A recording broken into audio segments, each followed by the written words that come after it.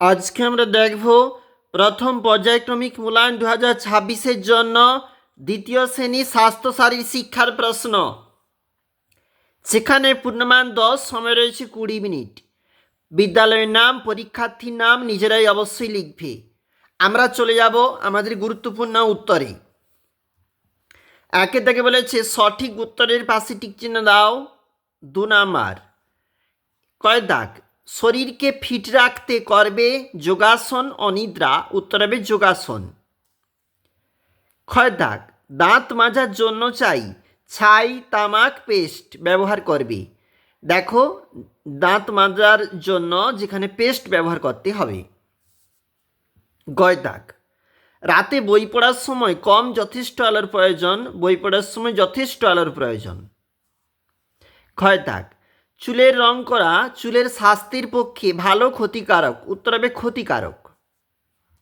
গয় 2 দাগ, শূন্যস্থানে বক্সের শব্দ বসাও। এই বক্স থাকতে শব্দ নিয়ে এখানে বসাতে হবে, রয়েছে 2 নাম্বার।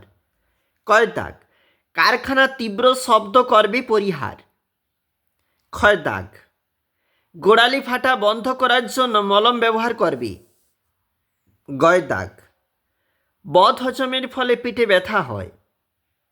ঘয় দাগ, গোটা ফল কাটার আগে ধুয়ে নিতে হবে।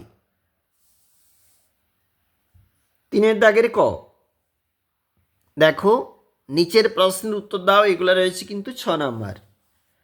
ক, গরম জলে গার্গেল করলে কি উপকার হয়? রোগ জীবাণু গলায় বাসা বাঁধে না বা বাঁধতে পারে না। তোমরা অবশ্যই গুছিয়ে লিখবে। পরের পেজ। ক্ষয়ের দাগ, রাস্তাঘাট কিভাবে চলতে হবে? দেখো, তোমাদের বইতে যা ইনফরমেশন রয়েছে সেগুলো কিন্তু তোমরা লিখবে। গয়ের দাগ, কি কি জিনিস খেলে চুল ভালো থাকে? ঘয়ের দাগ, দুটি যোগাসনের নাম লেখো। অবশ্যই লিখবে। আমরা দেখলাম দ্বিতীয় শ্রেণীর স্বাস্থ্য শারীর শিক্ষার প্রশ্ন।